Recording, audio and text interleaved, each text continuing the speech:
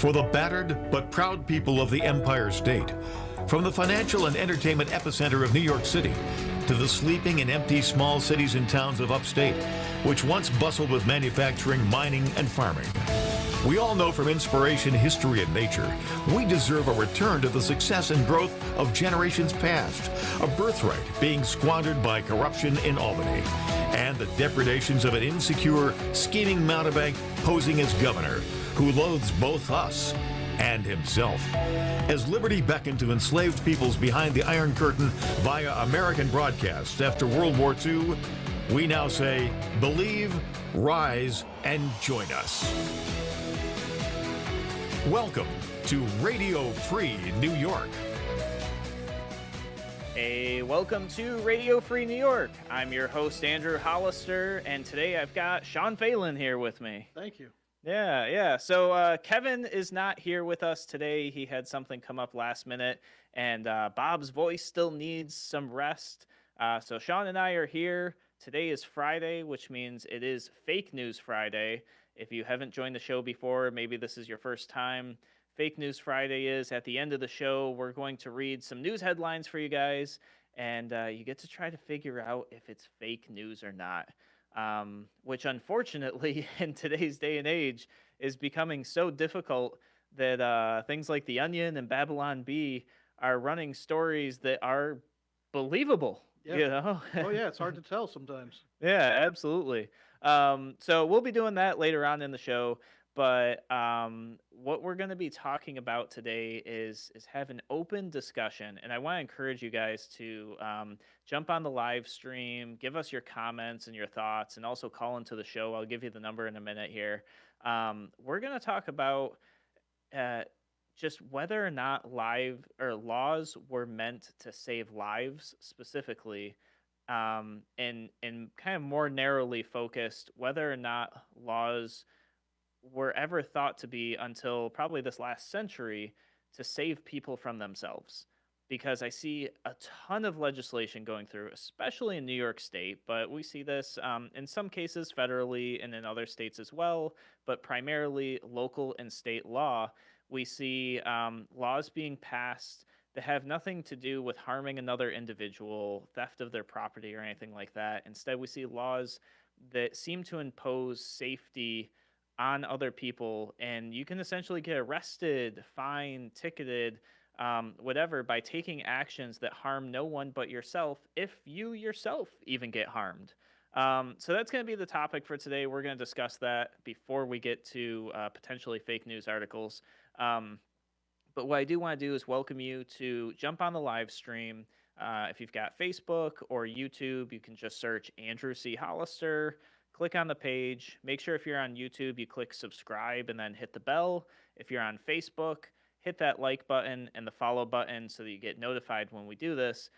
Then just mosey on over to the live stream and post your comments or your thoughts. I'll check them throughout the show and also primarily on the breaks and include you guys in the discussion. Or you can call in. That number is 585-346-3000. Once again, that's 585-346-3000. I really want you guys to be a part of this discussion because I think it is an important discussion to have. Me personally, I'm feeling like we're just starting to make laws, and that we're really overstepping the bounds of what legislature is. So we're going to talk about that. But before we do, I want to give you guys kind of what I always do, like a little bit of history on what we're talking about, so you guys can see where we started, where we've gone, where we've come from. So let's just talk about law in general. Law is commonly understood as a system of rules that are created and enforced through social or government institutions, somebody who regulates control. Ironically, apparently the definition of law is not agreed upon, which I didn't know. It's not like even well agreed upon in the United States. It's not internationally agreed upon. It's defined differently all over.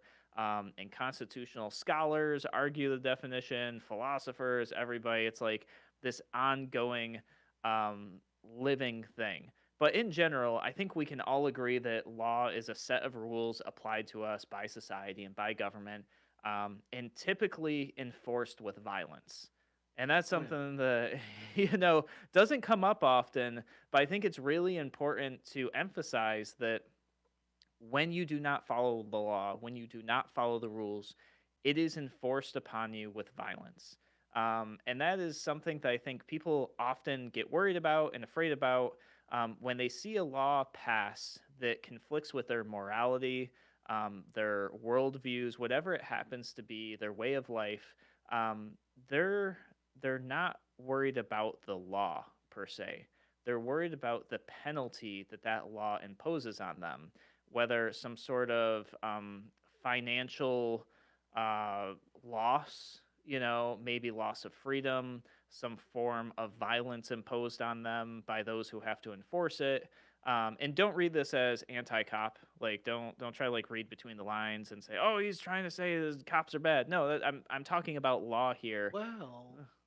Well, no, really. I mean, so the discussion is though. I mean, police officers are the ones that have to make that decision whether or not they're going to enforce these laws. And that could be a whole other topic for another day, but I want to talk about the law itself, and what it brings to you, not necessarily the people that deliver that to you.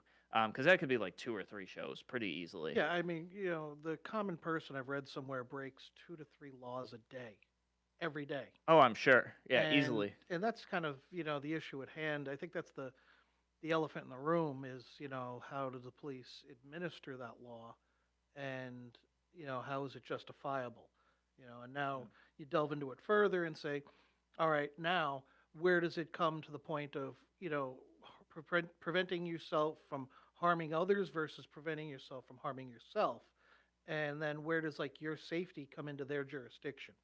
Yeah, yeah. Because the irony of it, I find, is that it was just decided by the court systems that a police officer does not have to intervene in the middle of a crime, only afterwards. And if that's the case, then why is it there for our safety then? Yeah, so I think that and that's another question too. Like, you know, if you look at law enforcement officers, they used to be called police, right? The language has changed to law enforcement. It's being looked at less and less as a preventative measure, Hmm. and more so as a reactionary Punitive, measure. yeah. Absolutely. So that's certainly like one take on it. And if we could get to that discussion today, we could definitely pursue that. And I see some good comments are coming in, so I'm gonna pick up those comments here in a minute. But I want to give you guys just a little background. Law goes back to as far as 3000 BC, at least to what we know, to ancient Egyptian law. Um, Oh no, it goes back further than that.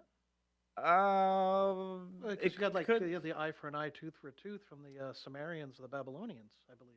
they're after this. Yep, different timeline. So they're a little Okay, bit I later. thought it was them first. Okay, yeah. Because I've got them here too. Don't All worry, right, they're no, next on the cool, list. Yep, cool, yep. cool. So 3000 BC, ancient Egyptian law was actually based on the concept of metat, which was characterized mostly by tradition, and like rhetoric, social equality, and impartiality. So that's kind of like where it started. But then you have the oldest written law, and if anybody knows how to pronounce this, I'm gonna give it a shot. It looks like Namu. That is the oldest written law we have, and I'll give you guys a couple of the items on this law here. They're gonna sound kind of familiar to you. Um, if a man commits murder, then that man must be killed. That's number one. If a man commits robbery, he will be killed. If a man commits a kidnapping, he is to be imprisoned and pay 15 shekels of silver. And this goes on. It looks like there's about 32 different laws here. This was the first written law, and I believe it was written in cuneiform. I Mhm. Yeah, believe cuneiform. is Yeah. what was written in.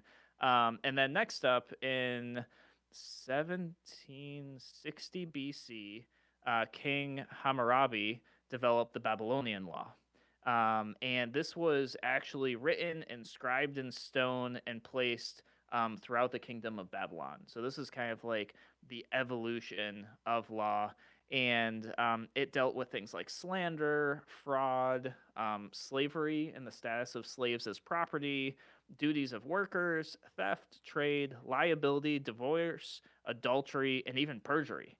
Um, so this goes pretty far back. I heard, I heard those laws were actually posted for the public to see. They like, were, yeah. So you could Yep. not know them. They Yeah, were there. yeah. Hand chiseled into stone and then placed about.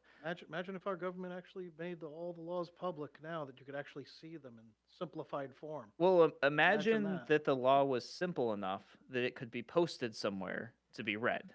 Didn't somebody try to put a bill together recently that stated like all new laws have to be one page and in simple English? I haven't seen that, but that sounds like a, a great thing. I think it might have been Massey or somebody that said that.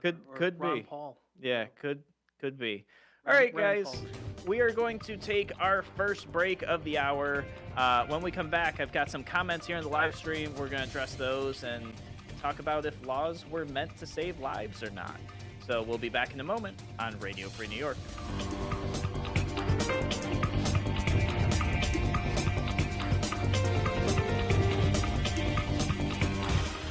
Your business relies on computers and technology to operate. Slow, unreliable networks and servers can cause unplanned downtime and affect your bottom line. The experts at Simple Tech Innovations are here to help. Their preventative maintenance program ensures that your computers and network are kept up to date and monitored for any issues, keeping your business running smoothly. They also help clients achieve HIPAA, PCI, and New York State cybersecurity compliance to keep your network safe and secure. Whatever your business IT needs are, Simple Tech Innovations should be your first call. They've won the Best in Rochester 8 years in a row and have an A+ Better Business Bureau rating. Call them today for a free consultation at 585-200-3182. That's 585-200-3182. Simple Tech Innovations.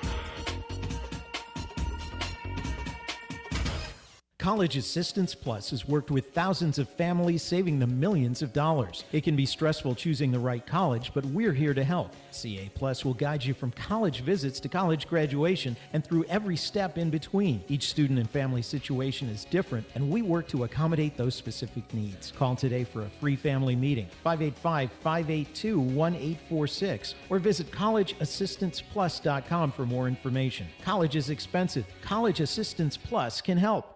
A reminder from Abate Monroe County. American bikers aim toward education. Distracted driving is dangerous, so pull over and eat. Don't try to read your mail and newspaper, and stay off your cell phone. Make a mental note to be more alert, making it a habit to expect the unexpected. Remember to look twice. Save a life. Train yourself to watch for motorcycles which are harder to see. Join Abate, and your family will be protected with a free $4,000 accident policy. Ride safe. Ride free. Ride often. Abate. If you ride with us. Google Abate Monroe County. Why do businesses choose to move their website from Wix and Squarespace to Simple Tech Innovations? Maybe it's their excellent customer service or attention to detail. Maybe it's their ability to give a truly customized solution. Or perhaps they just like the fact that Simple Tech is a local small business that builds great relationships with its clients. Whatever the reason may be, you can rest assured knowing that the local team at Simple Tech has your best interest in mind when building or updating your website. They're hands-on and love helping customers achieve their goals. But don't take my word for it. They've won the Best in Rochester 8 years in a row and have an A+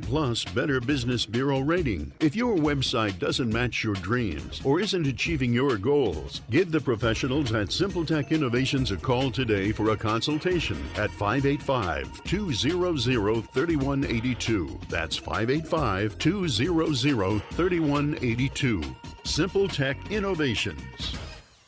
You're listening to Radio Free New York. All right, welcome back to Radio Free New York. I'm your host, Andrew Hollister. We've got Sean Phelan here with us as well. The Agent of Chaos. Agent of Chaos. Yep, absolutely. Before we continue on our discussion, and there are some comments here in the live feed that we're going to address, I want to let you guys know about an event I plan on going to in a couple weeks here. It is the Ugly Disco.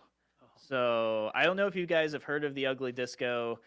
To be honest, I heard about it year after year after year. I never knew anything about it. I did not grow up in the disco age. So didn't know much about it until maybe 2 years ago. I went and found out it's actually a really big party, essentially, to support Golisano's Children's Hospital.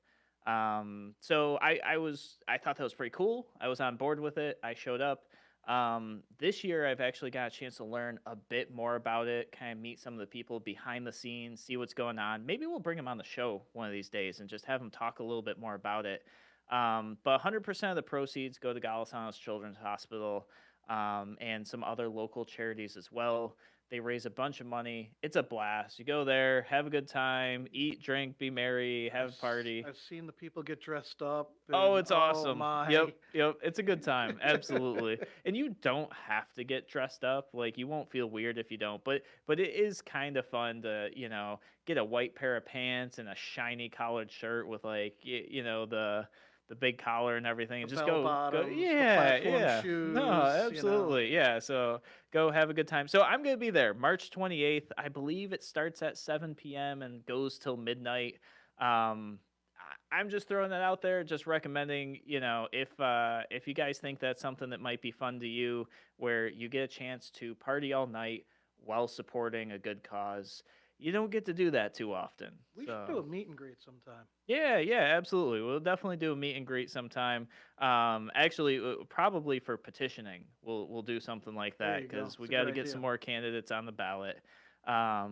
But we're gonna now redirect to the topic of today, which is just having an open discussion here, and it's not meant to be like a fighting discussion either about were laws meant to save lives? Do laws actually save lives? Is that a good purpose of law? Um, and there's a lot surrounding this. What I didn't realize is up until like this last century, there was almost no existence of law that didn't involve harm towards another person. Mhm. So I did not realize that was so recent. Because if you look at even some of the original law that we discussed in this first segment here, it was all about don't kill somebody, don't steal from them, don't sleep with their wife, like things like that. And some of the law was pretty in depth. Like if you flood somebody else's field, you're gonna pay for the cost of repairing their field. Let's back up a second. Don't sleep with the wife could be the beginning of the not harming yourself thing because the revenge factor you're going to face. Sure, yeah, but once you get that's- caught. yeah, no, sure, absolutely. That's a bit of preventative, I think. It You could know? could be, yeah, but- Moral and preventative. yeah, yes. but we're talking about the foundation of laws we know it today in society. But the nanny state over the past 100 years that's evolved. Yeah, no, absolutely. And in terms of that, Garrett on YouTube brings up a very interesting comment that is pretty true, where he says every single law costs public money. We should make darn sure that they're necessary given the physical state of our state and nation. And yeah, absolutely. Law does cost money. Bad law costs us a lot more money. And the reason it costs us a lot more money is lawsuits against the state happen. We have to pay our state attorney, our state district attorney, or a local district attorney to prosecute. Then you have state attorneys that have to then later defend the law. We might have to pay reparations back to people who are wrongly impacted by that law. So yeah, like bad law, especially that ends up being overturned in court after it's been enforced for who knows how long, is just financially bad, let Yeah. alone the infringements that it brings along. But it's just bad in I mean, general. you got to bribe your judges. You got to bribe your politicians. Sure, This gets expensive. yeah, it can. Yeah, absolutely. But then Keith on Facebook actually brings up another good question that I think we're going to address and discuss throughout this conversation, which is, will suspending the law save lives? So it's actually an interesting question. We're talking about, do laws save lives? And now we can bring in that other question too of, if we eliminate laws, will that save lives? And I think that there will be good arguments for both. I do think that we're going to come across good arguments for both, especially When Garrett brings up, in terms of drug laws, absolutely. I think that there's a very valid argument there that things like the war on drugs, making things like marijuana illegal, those laws going away could actually literally save lives. And we can talk about that later. But there's a huge medical argument to be made for that, especially in terms of the opioid crisis. And then other arguments with like police enforcement on these type of policies in low income neighborhoods that create a lot of problems surrounding that. So this is the conversation. Once again, I want to welcome all of you to the show, welcome you to this conversation. I'd love to hear your input. The number is 585-346-3000, 585-346-3000. So let's talk about this. Law appears to have started off with the intent to foster good society. It didn't necessarily come about to quote unquote save lives, although you could make the argument you shouldn't kill people, should theoretically save lives. Although I'm personally of the opinion that the average person that you come across today would never kill somebody ever in their life. I believe that the overwhelming majority of people are truly good people. When you're walking through Wegmans or Aldi's or Walmart, they're not thinking, how am I going to kill this guy and steal the shirt off his back? Andrew? Do you feel differently, Sean? You don't have a list? I don't have a list. Oh, I've got I don't a have a list. list. You have a list? I don't have a list. I've got a purge list. Okay, so Oh, you yeah, you there's some have a people that need purge to go. list. So I would probably, but I suspect, well, I guess, But I won't Sean, act on it. You won't act on it. Okay. Well, even though So- the lifting of bail, the bail reform recent, has tempted me so. Has it? Okay. Oh, so but we no. need laws to restrain you, Sean. That's what you're saying. If Well, the laws are what's holding you back from being a menace to society. Is No, that- no, it's my morality that holds me back, All right, and that's yeah. really what it comes down to. But the punitive aspect of it definitely comes into play, and like I've dealt with a lot of students who are very hot-headed people, and they blow up in the classroom and not really care about the punitive nature of it, and then it just makes me wonder about their morality, of like, why are you acting this way, and why are you letting yourself get out of control like this? And it really comes down to a morality factor. I mean, how were you raised? Is this a moral set of behavior? Yeah. Well, it's interesting because when we talk about law and even social constructs, we talk about morality, and morality is technically just whatever society deems acceptable at the time. Yep. Because if you look like way back in the past, things like adultery were illegal. Things like gay marriage and stuff like that was illegal, and at times not socially acceptable, maybe not considered moral. And as times have changed, you could even say things have gotten more progressive, which I know some of the conservatives might wince when I say that. But that has changed in society, and the laws have adjusted for the most part around that. I spent 2 years living in Thailand, and those 2 years I have never felt more free. Yeah. Because of the way their society is, their morality is, they're less judgmental than we are. It's more of a let it be attitude towards things, but of course there's still murder is murder, and Sure, all yeah, of that, course. but theft is theft. But there definitely seem to be a lot less Judeo-Christian morality being kind of like oppressing in the society, because they're a Buddhist society. So it's more of a let it be and live your life to the best, and be the best person that you can be, and don't be so quick to judge the other person. Yeah. And I think we could probably pretty easily say that most societies, if not all societies, I guess I'm not aware of any societies or religion that suggest that murder is like a good idea. No, there is. I mean, there is. Yeah, Oh, okay. yeah, All right. The Muslims, if you're a family member, if like a sister or something does something, that you can actually take her out and kill her. It's in their laws. Well, yeah, we'll come back to that. We'll come back to Again, that. The that's a music's society playing thing. for the break here. We'll definitely hit that when we come back. You guys are listening to Radio Free New York. I'm your host, Andrew Hollister. We'll be back after the break.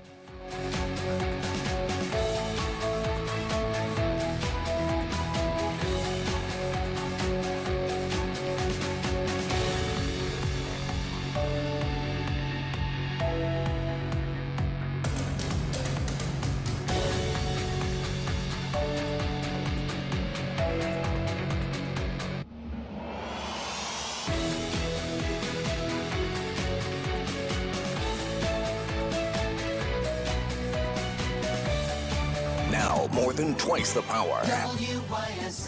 More powerful FM 92.1, FM 95.5 West, and 1040 AM WYSL Avon Rochester. Here's the latest forecast from the News 10 NBC Weather Center for tonight. We'll see a little bit of snow out there, kind of windy as well. Could be a small slushy accumulation of an inch or two. Temperatures dropping into the 20s. On Saturday, morning clouds, then some sunshine, a brisk day in the 30s. Much milder on Sunday, though, with some sunshine back into the 50s. I'm Rich Cornelia on WYSL.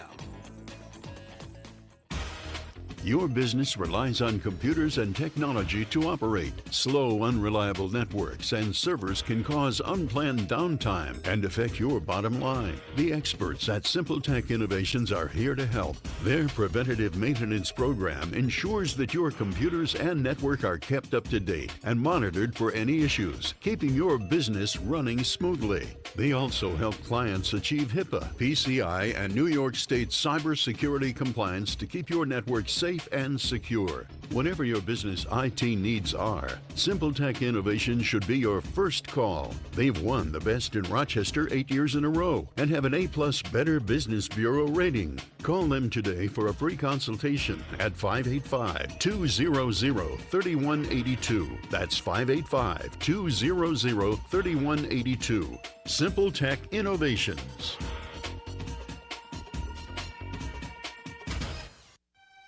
Looking for something wonderful to do this summer? Consider volunteering at Camp Good Days and Special Times. You'll enjoy a fun-filled weekend on beautiful Keuka Lake, working with children and adults facing cancer and other life challenges. You'll be inspired by their courage. You'll form friendships. You'll touch lives. And your life will be forever changed. You don't need any special skills to be a Camp Good Days volunteer. If you're 18 or older and you'd like to make a difference in the lives of others, you qualify. Make this the best summer of your life. Become a Camp Good Days and Special Times volunteer. Can't spare a week this summer? Year-round volunteer opportunities with flexible scheduling are also available. For more information, call 585-624-5555 or see the complete list of volunteer opportunities and sign up online at www.campgooddays.org. For 58 years, it's been the late winter break, the early sign of spring that brings a smile to the face of every member of the family. Folks all over the Northeast wouldn't miss it. A visit to Cartwright's Maple Tree Inn, nestled in the forest outside Angelica, New York. If you haven't discovered this special destination, you don't know what you're missing. The Maple Tree Inn specializes in one thing only: buckwheat pancakes served family style, topped with the Cartwright family's signature maple syrup from thousands of taps in the Maple Grove right outside the restaurant. Eggs as you like them, maple milkshakes, and the Cartwright's own seasoned sausage are great accompaniments. The rustic setting and the scenic trip to the Maple Tree Inn are all part of the fun. Find out why families regularly make the trek from Rochester, Buffalo, all over the southern tier, even Canada, Germany, and Japan, just to experience this special treat. Cartwright's Maple Tree Inn, only open February 11th to April 11th. 585-567-8181. Get more information and driving directions at cartwrightsmapletreeinn.com.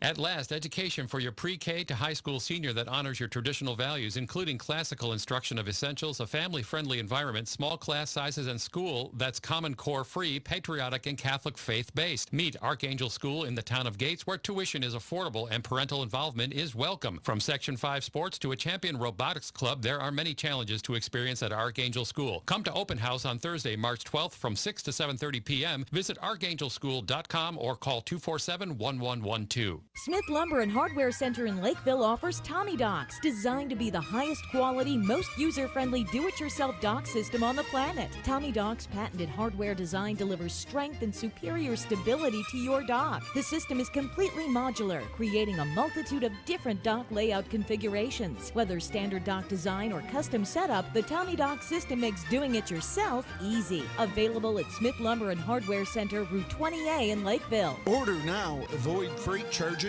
Expires March 20th. Are you 65 or older? New to Medicare? At Polano & Company, we take the stress out of Medicare. We guide you through the enrollment process and help you navigate the A, B, C's, and D's of Medicare. Our goal is to make it easy and simple, knowing you have a plan that will cover your medical needs. Call 385-6010 or stop by Polano & Company at 15 Schoen Place in Pittsford today. PolanoCO.com. You're listening to Radio Free New York. All right, welcome back to Radio Free New York. I'm your host, Andrew Hollister. We have Sean, Agent of Chaos, here with us.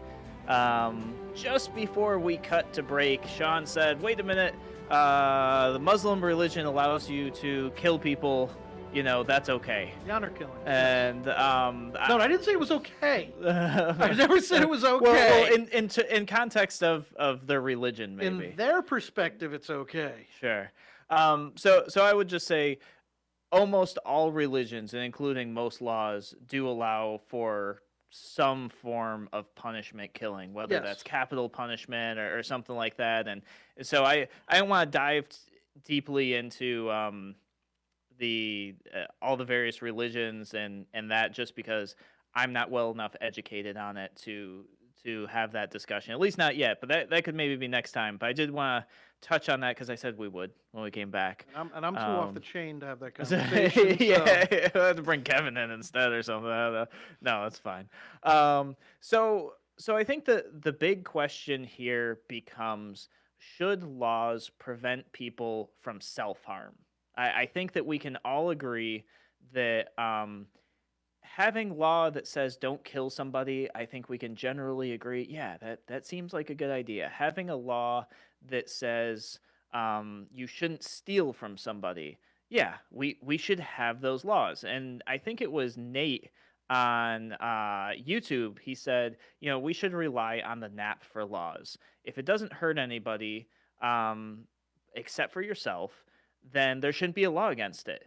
But unfortunately, the two big parties see it and their intent on imposing their will on everybody else. So just to kind of fill in the NAP for those who maybe have never heard of the NAP, it's called the Non-Agression principle. It's definitely like a pedestal of libertarianism.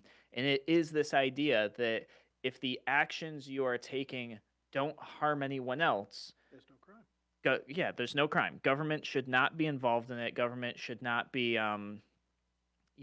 talking about it, enforcing somebody else's will on you. So I agree with that. That's actually one of my fundamental beliefs. Mm-hmm. I imagine, though, there are some other laws that people who have that belief might feel like we should have other laws anyways. And it looked like you wanted to jump in, I just Sean. wanted to make sure that people understand that it's not pacifism. It's not pacifism at all. It's I'm not going to go and aggressively and willfully hurt you. I am not going to hurt you, your property, your life, as you choose to live it. Anything, so, but it's like, if you were to aggressively attack me, then, I would just have to whoop your behind, because that's self-defense. That's different. Yeah, no, absolutely. Yeah, and you're totally right. It falls under those like thou shalt not kill type laws. Right. That sort of thing, not harming other people. There are other laws though, and I really want your guys' feedback. So if you're listening to the live stream, let me know how you feel about this, because we have things like seatbelt laws. I'm so glad you brought that up. And things like not wearing life jackets on a boat, for example. Mm-hmm. These are laws that government will punish you for if you're not taking care of your own personal safety. I saw a very interesting documentary many years ago about the seatbelt laws and how they came to be. Okay, I'd love to hear it. Yeah, it turns out that the seatbelt laws actually were not designed for your safety. Okay, I believe you so far. It was actually because seatbelt the car manufacturing companies finally gave in when they, it was presented to them as not a safety for the driver issue, but it was the traumatic experience other drivers would experience when that individual was ejected from the vehicle. Interesting. And that trauma was just Yeah. real bad. Yeah, So yeah. it was So better to probably keep the bad for person. car sales is what it comes Well, down to. So well, I probably mean, some lobbying happened then, but I and mean, think about it. There's an accident, and the person gets ejected from the car. They come flying over to the other lane where you're going the opposite way, and they go right under your car. yeah, I'm sorry, but I'm gonna have nightmares about that for sure, quite a long time. yeah, yeah, absolutely, Watching that person go right under your wheels. Oy, I yep, can't even imagine. yeah. You know. So Samantha says something I can't read on the air, but after that, my body, my choice, and yeah, I'm on board with that, because it's interesting. New York State is now proposing making it so that if you sit in the back seat, you have to wear a seatbelt, which has not been the law. If you're under the age of 16, it was required. Now they want everybody to do that, which is interesting because it'll kind of see where they try to shift the liability. I think they'll try to shift down like people like Uber drivers and things like that. That's a whole other show. Yeah. But that's one of the things that kind of like spurred this discussion is, not wearing a seatbelt, not wearing a helmet. Helmets are another thing, especially for my motorcycle riders out there, who I am one of them. And every day it looks so nice outside. I almost got on the bike yesterday. I got it all warmed up, ready to go. We'll see how the weather cooperates. But I know a lot of motorcyclists are very opposed to helmet laws. And then there's also a lot of motorcyclists who are totally on board with them. But I tend to agree. Why is it the state's decision how you protect your body? Now, I'm not saying that not wearing a helmet is a good idea. In fact, I would consider myself inexperienced as a motorcyclist. I have not been riding for decades. I am totally very respectful of the machine that I'm on when I'm whipping around, and also very cognizant of the dangerous drivers who are not paying attention to me on the road.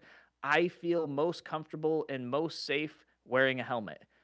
If somebody else feels that their experience and their skills are of that they don't have to worry about that and they are just as safe, if not safer, without it, I'm not going to argue with them. I don't think that that's my choice or my decision.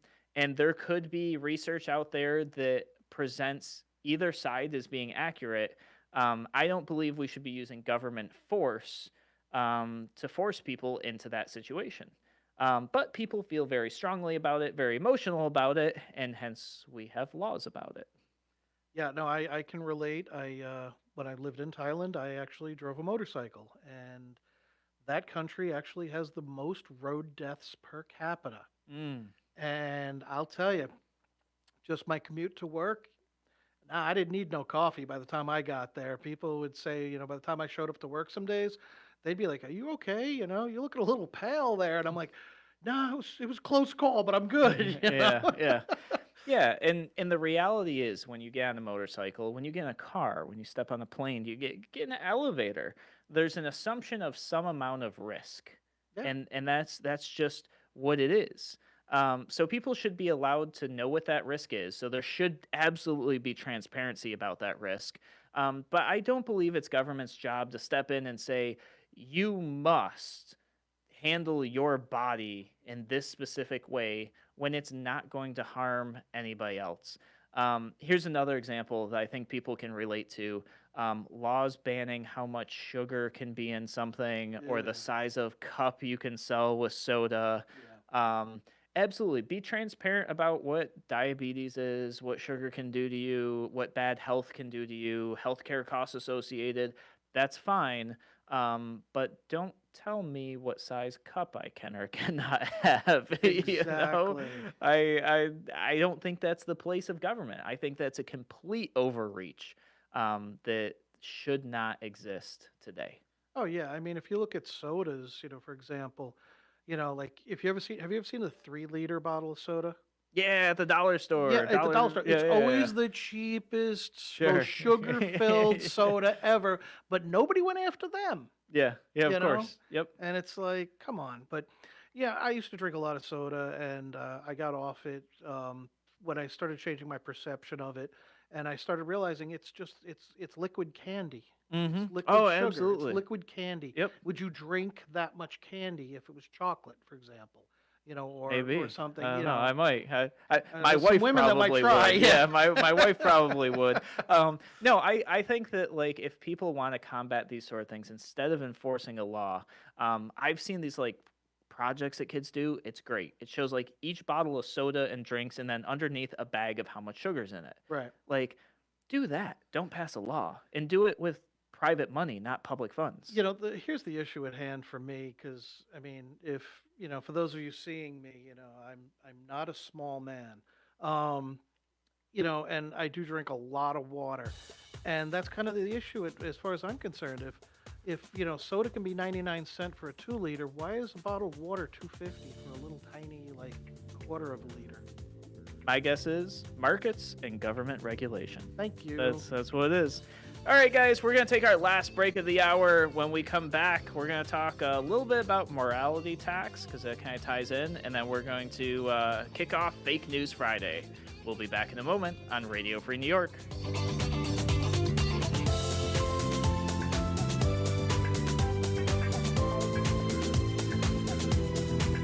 Why do businesses choose to move their website from Wix and Squarespace to Simple Tech Innovations? Maybe it's their excellent customer service or attention to detail. Maybe it's their ability to give a truly customized solution. Or perhaps they just like the fact that Simple Tech is a local small business that builds great relationships with its clients. Whatever the reason may be, you can rest assured knowing that the local team at Simple Tech has your best interest in mind when building or updating your website. They're hands-on and love helping customers achieve their goals. But don't take my word for it. They've won the best in Rochester 8 years in a row and have an A+ Better Business Bureau rating. If your website doesn't match your dreams or isn't achieving your goals, give the professionals at Simple Tech Innovations a call today for a consultation at 585-200-3182. That's 585-200-3182. Simple Tech Innovations.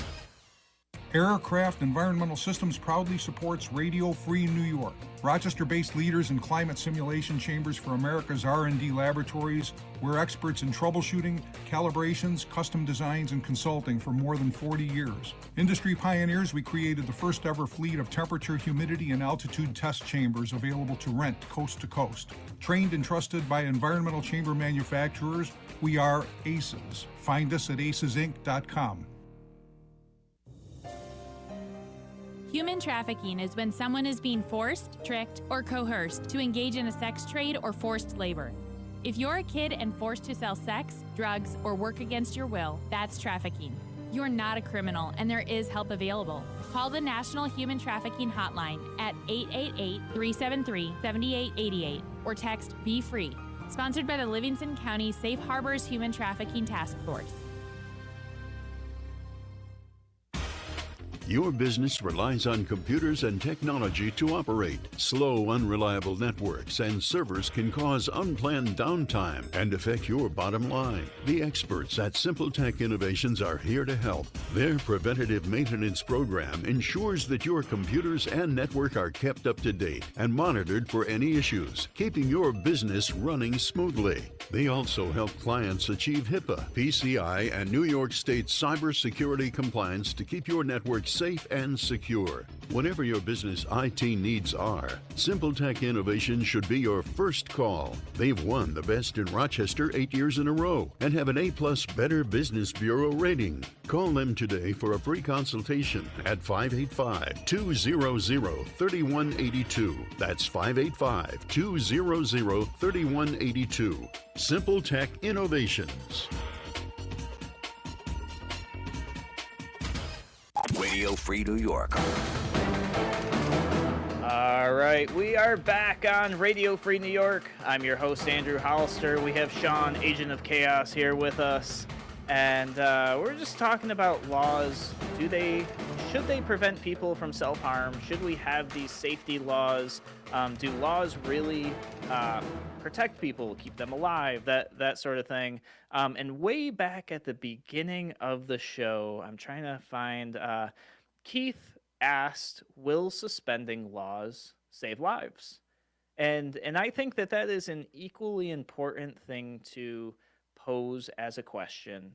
And I believe it truly depends. I Yeah. really believe that there are some laws that they definitely don't protect life, and repealing it won't make any difference either. Right. You know, so I think it could go. I think it could go either way. I don't think though. For example, I think that some people are afraid of the repercussions or the punishment for, say, wearing their seatbelt. Right. So if the seatbelt law went away where nobody had to wear seatbelts anymore, would less people wear their seatbelts? That's a possibility.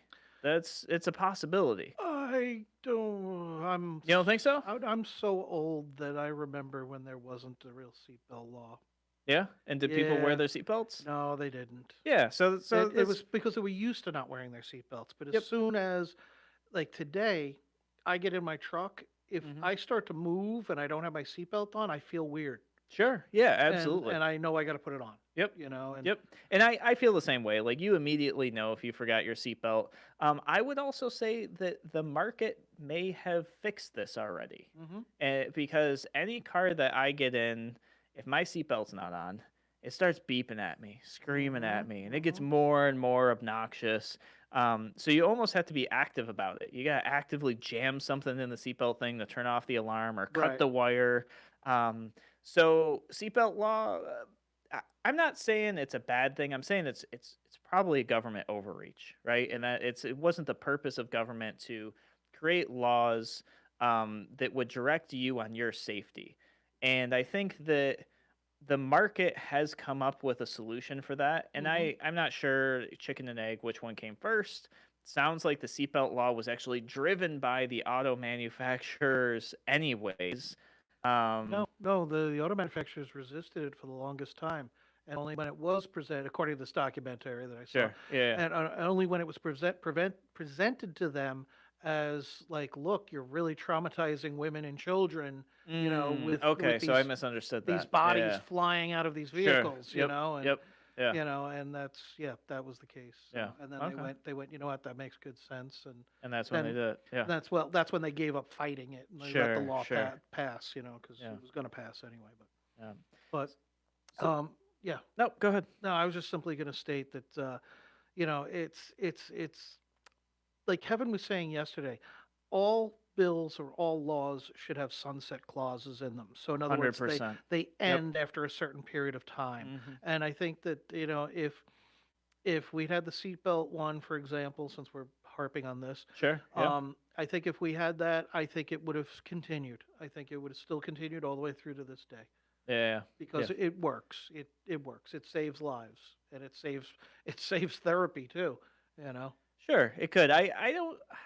I think we would still have it, but I think mostly because people are used to it and would lose their minds if it went away. I think that's probably, like, people would be pretty upset about that. Well, I rolled my Jeep once, and I know damn right well I would have been ejected right out of the vehicle if I didn't have a serious Sure. seatbelt on. You know. Yeah. No, absolutely. So that kind of wraps up the discussion. I would take it further, but then we won't get to our fake news articles for today. So fake news. So this is the last segment of the show, and last segment of the show on Fridays is Fake News Fridays, where we read to you guys headlines, and you have to figure out whether or not it is fake news. So Sean, I'm gonna let you go first. So you only go first. Yeah, sure. Go ahead. All right, Yep. here we go. All right, you know me, Florida man. Right there, it's totally possible. I'm gonna say, yeah, if it starts with Florida man, it has a 95% chance of being true. Just right out of the gate, starts with Florida man, it's probably true. Florida man recently electrocuted himself while trying to recharge a series of car batteries using a kite flown in a thunderstorm. Okay, so this actually aligns very perfectly with today's topic, which is, should laws be in place to protect you from yourself, right? All right, so let's hear it one more time just to be sure. He was trying to recharge his car battery. He was trying to recharge a series of car batteries, a bunch of them that he had hooked up. Yep. Using a kite flown in a thunderstorm. He thought he could just recharge them with the lightning bolt. And it resulted in him getting electrocuted. Yes. Yes. Okay. So Garrett on YouTube right off the bat says it's true. I'm inclined to believe Garrett or to agree with Garrett. Once again, I think the big thing for me is it started with Florida Man. So automatically I'm apt to believe that this actually happened. I'm sure it's happened, but I made it up. Oh, Sean, you made it up. That's I'm really sad now. I was gonna go like Google it. I'm sure it's happened. So, No, that's the yeah, thing. nope, okay, all right. Garrett's Yep. probably Googling it right now. Yep, Because you go, no, some Florida man has tried this. Yeah, I know it has. I'm sure it probably has happened. All right. So here's mine. Did CNN and NBC News put up a fake image of a baby infected with the measles in 2019? And was it like, so by fake image, a stock photo? So did CNN and NBC put up an image saying, hey, like people are getting infected with measles, and put up a stock image that wasn't actually real of an infected baby with measles? Absolutely. They make these stupid mistakes constantly. Yep. It is true. They got called out on it by a number of organizations, saying, "Hey, wait a minute, that baby doesn't have the measles. You can buy this photo on Shutterstock or iStock or whatever." And it went so far that there was actually like a pro-vaccine website like got set up to say that this is fake news, like to try to like cover it up. They since have like changed their language on their site a little bit, so it still is kind of like now a true story.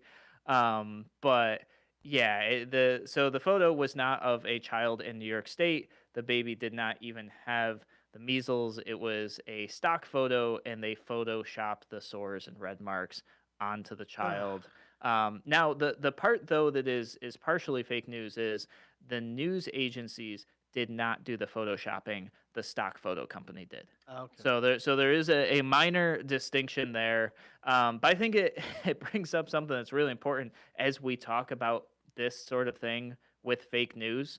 The media does this all the time with stock photos and represents things as not true and throws up an image that has nothing to do with what's going on. They did it this week.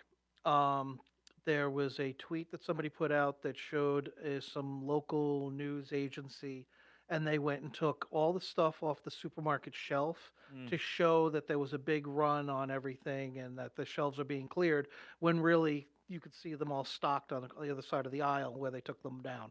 Yeah, actually, I was looking for the video because I think somebody like videotaped it with their cell phone or took a picture or something. I was actually trying to find that story today. I couldn't find the story. So if you got the link, send it over to me. I'd love to share it out because I was actually looking for it. I knew I had saw it a couple days ago, and I wanted to share it with you guys, but I could not find it anywhere. But once again, question becomes, should the media be projecting images and creating falsities in any sort of way, not just in their reporting, but with video and images that are clearly doctored, fake, or stock photos that don't exist? I say no. That's me. Yeah, me too. All right, guys, thank you so much for joining us here on Radio Free New York. We will catch you guys on Monday, same time, same place.